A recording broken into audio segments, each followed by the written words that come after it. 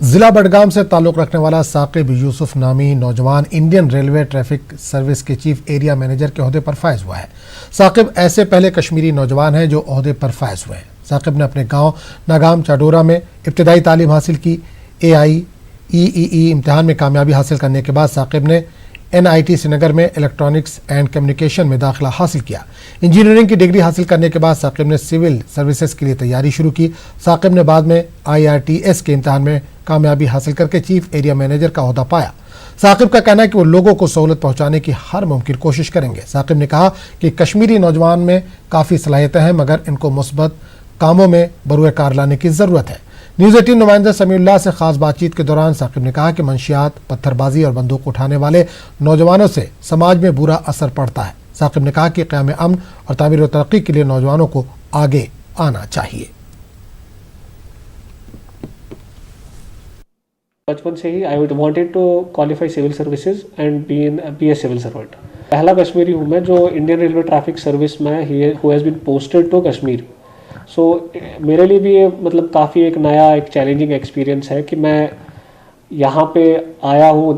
Expectations भी लोगों की बहुत ज़्यादा है कि there is a local officer here who is well versed with the local conditions. So even the expectations जो मेरे स्टाफ से हैं, जो लोगों से हैं, वो भी बहुत हाई है। पर्सनली जो मैंने देखा है कि railway is the first victim of any law and order situation. We are hoping कि the conditions are more conducive for rail operations ताकि लोगों को भी प्रॉब्लम ना हो पाया। Hopefully जो लोग हैं वो भी हमारे साथ कोऑपरेट करेंगे और हम ट्रेन ऑपरेशंस को बिना खलल के कंटिन्यूसली चला पाएँ। जो कश्मीरी यूथ है उनमें ट्रमेंडस पोटेंशियल है। आई हैव लिव्ड हियर, मैं यहीं से पढ़ा हूँ तो मैं जानता हूँ कि पढ़ाई में हम लोग बहुत ही आगे हैं। थोड़ा हमें मोर हार्ड वर्क करना चाहिए। We need to work harder. Opportunities हैं दुनिया में, पूरी whole world is full of opportunities. We need to grab those opportunities. We need to study harder. पढ़ाई अच्छे से करना है, मेहनत करनी है। अपॉर्चुनिटीज़ हमारे दरवाजे पे खटखटाएंगी। ये जो पाथ है ड्रग्स, गन, स्टोन पैलेटिंग, ये पाथ उनको कहीं पे भी नहीं लेके जाएगा। इसका कोई भी पॉजिटिव आउटकम नहीं है। व्हाट वी नीड इज़ हमारी लाइफ से लोगों को फ़ायदा हो, सोसाइटी को फ़ायदा हो। हमारे parents, relatives, society, neighbours, we should be useful to them in some respect. These paths, ये तो एक तो खुद की लाइफ इससे ख़राब हो जाती है और इससे सोसाइटी में भी जो है मुज़र असरात पैदा होते हैं। सीनियर PDP लीडर इंजीनियर नज़ीर अहमद इत्तू ने श्रीनगर में एहतजाज किया। PDP लीडर ने हाल ही में जारी की गई मीडिया पॉलिसी 2020 के खिलाफ एहतजाज किया। इत्तू ने कहा कि ऐसी पॉलिसी लाकर वादी कश्मीर में सहाफ़त का दायरा तंग किया गया है। इन्होंने इस पॉलिसी को वापस लेने और उसका जायजा लेने की मांग की।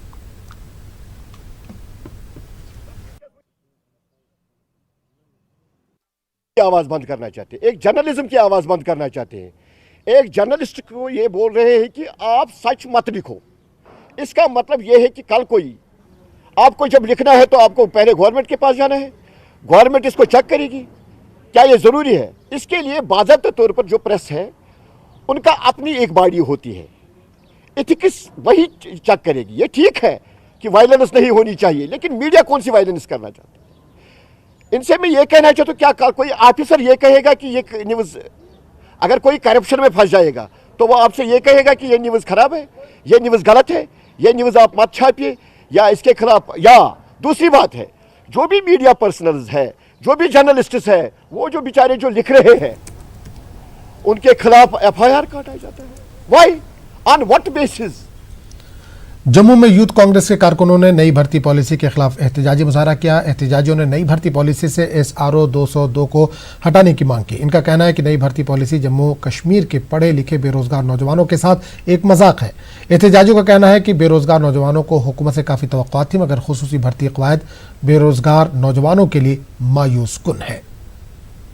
आज जम्मू कश्मीर यूथ कांग्रेस जो SRO 202 का नया कानून फिर से 4 जून को नोटिफिकेशन आया है सरकार की तरफ से, उसके खिलाफ खड़ी है। जब जो 10,000 नौकरियां जम्मू कश्मीर की सरकार डाल रही है वो भी SRO 202 में ला रही है। जम्मू कश्मीर की यूथ कांग्रेस कब से बोल रही है कि SRO 202 को हटाया जाए, लेकिन बीजेपी सरकार इसके विपरीत जाते हुए SRO 202 हटाने की बजाय और बुलंद करने का काम कर रही है, जो जम्मू कश्मीर के यूथ के खिलाफ है।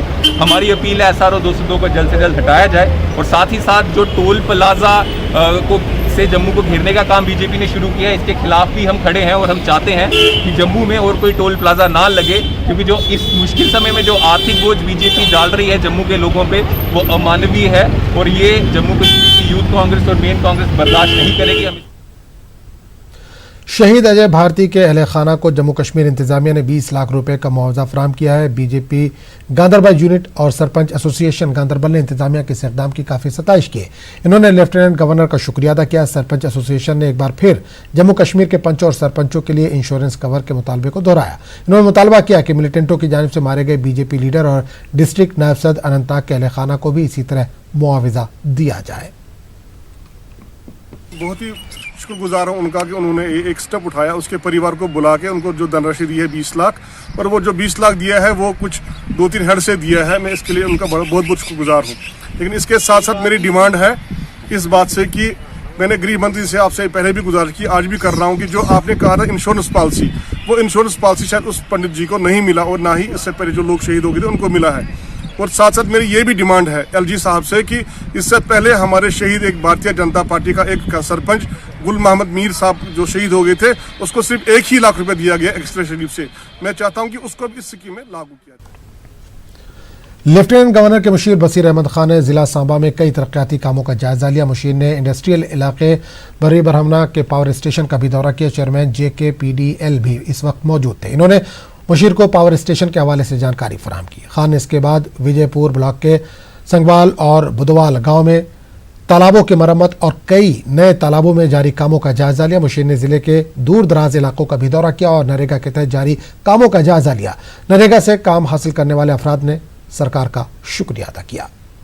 तो साहब आए थे, हम उसका शुक्रिया अदा करते हैं। जो काम लगाया था वाटर शेड प्लस नरेगा था, इस तालाब से बहुत हम लोगों को फ़ायदा हो रहा है। इस तालाब का पानी पशु मवेशी पीते हैं और हमारी ज़मीन कंडी एरिया है, इस ज़मीन को बहुत फ़ायदा होगा। इस तालाब से हमारा वाटर शेड ऊपर आएगा और जो भी बहुत लोगों को फ़ायदा होगा ज़मीन का। ये तालाब का बड़ा फ़ायदा जी, साढ़े जिन्ने मवेशी गाँव के जिन्ने जानवर रखे लोग 1,500 बंदे हैं और जिमीदार बंदे हैं घर जिन्ने भी जानवर सारे पानी को पिलाने की कोई सुविधा नहीं है। लेकिन साढ़ा इतना लगता सानू कि शायद साढ़ी ये दुख जेह्ड़ा ये पुराना दुख ही है ये दूर हो जाना हूँ, क्योंकि साढ़े गाँव तालाब बनी है, शैल बनी अच्छा। कश्मीर गुलकार सोसाइटी ने हुकाम से अपील की है कि जम्मू कश्मीर में फनकारों के लिए एक माली पैकेज का ऐलान किया जाए। सोसाइटी का कहना है कि मौजूदा सूरत हाल से फनकार तबका काफ़ी माली मुश्किलात से दरपेश है। इन्होंने कल्चरल एकेडमी और महकमे सेहत व तमद्दुन के नाम फनकारों के बकायजात जल्द वागुजार करने की भी अपील की है। सोसाइटी की तरफ से मैं हुकाम को अपील करना चाहता हूँ, जो कौम के फनकार, गुलकार, मौसीकार, अदाकार जो आवाम की दिल बहलाई और दिलजोई के लिए अपने फ़न का इजहार करते आए हैं, लेकिन पिछले 1 साल से उनके हाथ, उनकी ज़ुबान और उनकी आवाज़ ताला बंद हो चुकी है। उन फनकारों के लिए जो वसीले मौजूद होते हैं वो है समाज, सरकारी व गैर सरकारी अदारे, मसलन रियासती कल्चर एकेडमी, महकमा सेहत व कल्चर, तमद्दुन, रेडियो, दूरदर्शन।